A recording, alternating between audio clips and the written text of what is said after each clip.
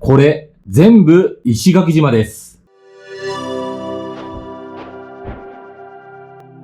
石垣島旅行でどこを観光しようか迷っている方はぜひご覧ください。今回はすべて石垣島島内のスポットだけをご紹介。レンタカーで行く観光スポットになります。美しく感動する景色や珍しい光景、さらにそのスポットのおすすめの楽しみ方、合わせて解説します。行って損はない場所ばかりなので、ぜひ最後までご覧ください。今回は前編、石垣島の東側を中心にご紹介します。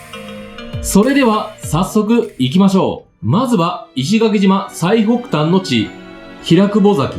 石垣島から車で約45分、石垣島の最北端にある絶景スポットです。この平久保崎からは、灯台側の水平線を見渡す景色と、反対側、平久保半島の雄大な景色。どちらも圧倒的な景色に言葉を失います。灯台は青い海、青い空を見晴らす位置に立ち、神々しくさえ見えます。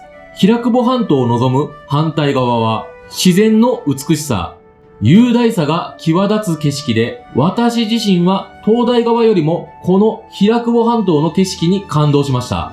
ここで写真を撮る場合、灯台側の反対側を向き、丘に登ってください。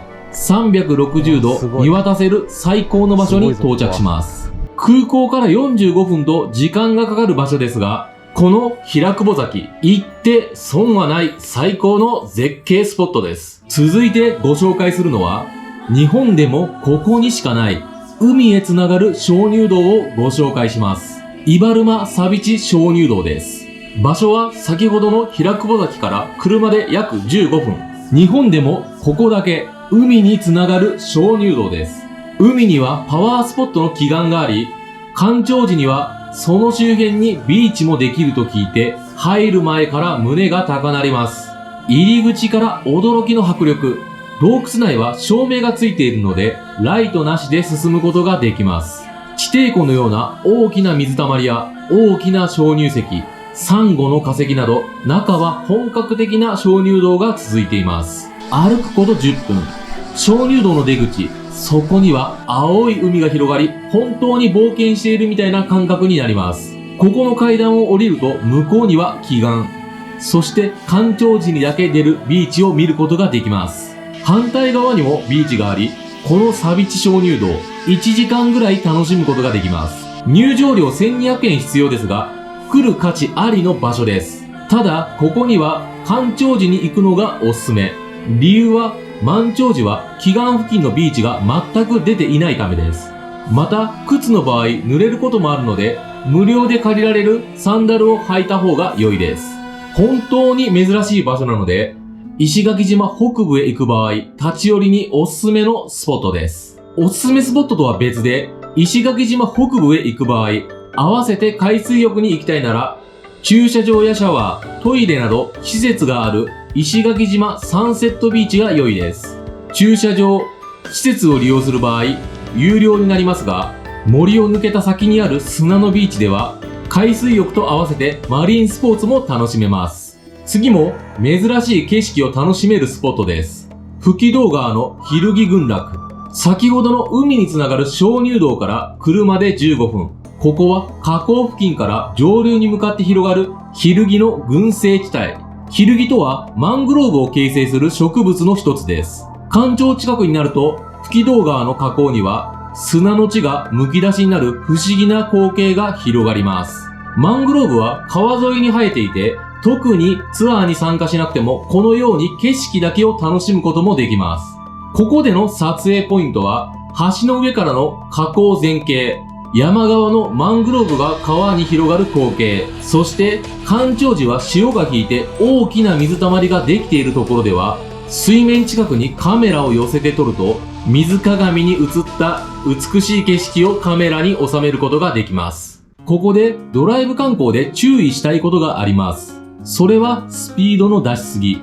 北部は特に信号が少ない場所が多く、スピードが出がちです。事故もそうですが、スピードが出ると、ロードキルを引き起こす場合があります。特に雨上がりは生物が活発に動くので、運転は余裕を持って制限速度を守ってください。次は高台からの絶景が見られる玉取崎展望台。場所はこちら。この場所では石垣島の東側、太平洋が一望でき、反対側の東シナ海まで見える絶景ポイントです。ここでは駐車場、展望台を望む高台、展望台の3カ所からそれぞれ絶景を楽しめます。ここは石垣空港から車で約20分。旅行の最終日、少し時間が余った時、最後に石垣島の絶景を見て帰ろうと思ったらここがおすすめです。石垣島は標高が高い場所が多く、レンタカーがあれば絶景ポイントを選んでいくことができるんです。平久保崎とどっちがおすすめと聞かれた場合、私は平久保崎がおすすめですが、時間が足らない場合や帰る前にもう一つ観光地に行きたいなと思った場合、知っておくと良いスポットです。次は絶景カフェ教えます。野晴岬観光農園。沖縄には絶景カフェ多いですが、ここの絶景、ただただ感動的。南国リゾート感ある素敵すぎる庭から青い海と空、自然豊かな石垣島、一度に楽しむことができます。ここへ来るならランチも合わせてが一番ベスト。ここの絶景の中で食べるお昼は本当に格別。パインジュースも絶品です。夏はハイビスカスのそばの席から海を眺めていると暑さも時間も忘れてしまいます。石垣島に行く際、一度は行くべき場所だと思います。場所は石垣空港から車で約15分。先ほどの玉取崎展望台から車で約10分。沖縄には絶景カフェ多いですが、ここは絶景すぎるカフェと言い換えたいぐらいの場所です。ところで、食事といえば夜はどこがおすすめと悩んでる方も多いと思います。夜の食事場所といえば、石垣離島ターミナルに近い三崎町。観光される方が多く集まる場所としては、石垣ビレッジが有名。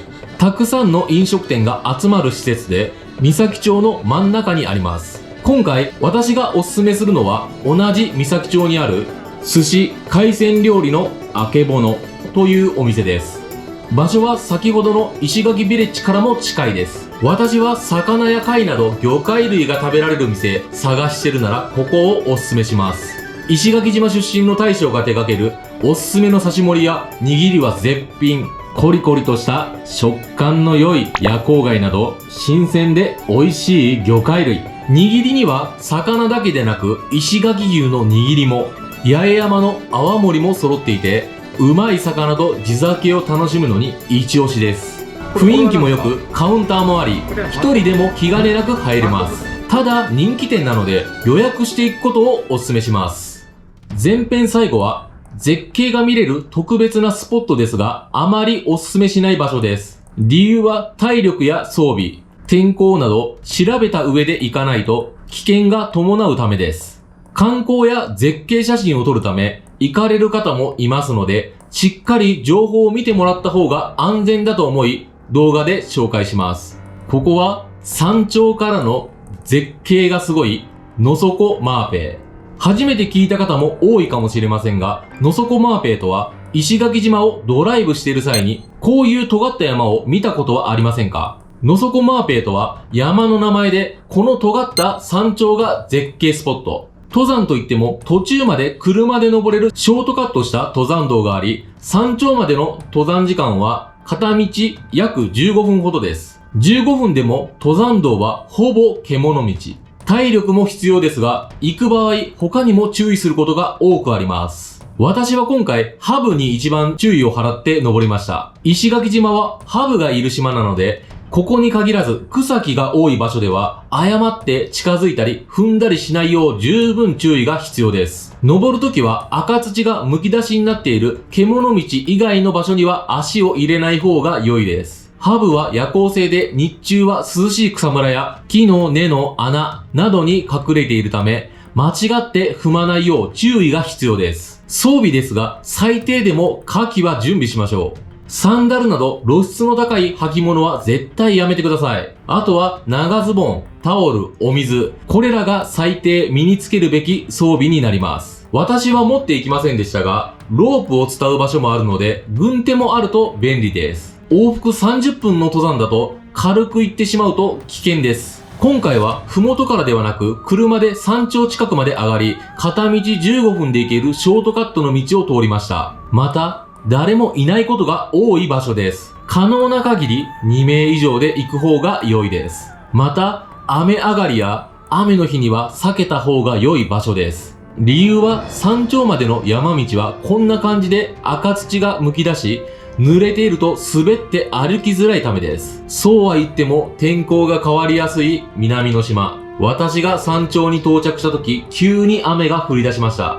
山頂はこんな感じで巨大な岩が重なる場所。ここで写真を撮りますが、この岩、雨に濡れるとかなり滑りやすくなり、滑落の危険が増します。雨上がりや雨の日は行かないことをお勧めします。山頂は今の説明にも入れましたが、滑落の危険性がある場所でもあります。山頂がどうなっているか、こちらをご覧ください。山頂部は大岩が重なってできています。この上に登って写真を撮ったりもしますが、足を滑らすと命に関わる場所でもあります。中には不安定な岩もあります。この岩だけには登らないように注意しましょう。あと、迷子にも注意してほしいです。基本一本道なので、登山道から外れなければ迷うことはほぼないと思いますが、麓からの登山道とこのショートカットの登山道の交差する場所が分かれ道になっています。上りは間違えることはないでしょうが、下りは元の場所に戻るためには、この場所で右に曲がらないといけないことは忘れないよう注意しましょう。注意事項を優先して話しましたが、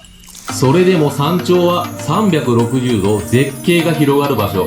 景色はとても素晴らしく、太平洋と東シナ海を一望できます。絶景すぎてテンション上がると思いますが、本当に注意しすぎがちょうど良い場所です。今回は驚き感動の石垣島旅行、絶景広がるレンタカー一周観光前編をお送りしました。後編も美しく感動する景色、珍しい光景をお届けしますのでお楽しみに。皆様最後までご視聴いただきありがとうございました。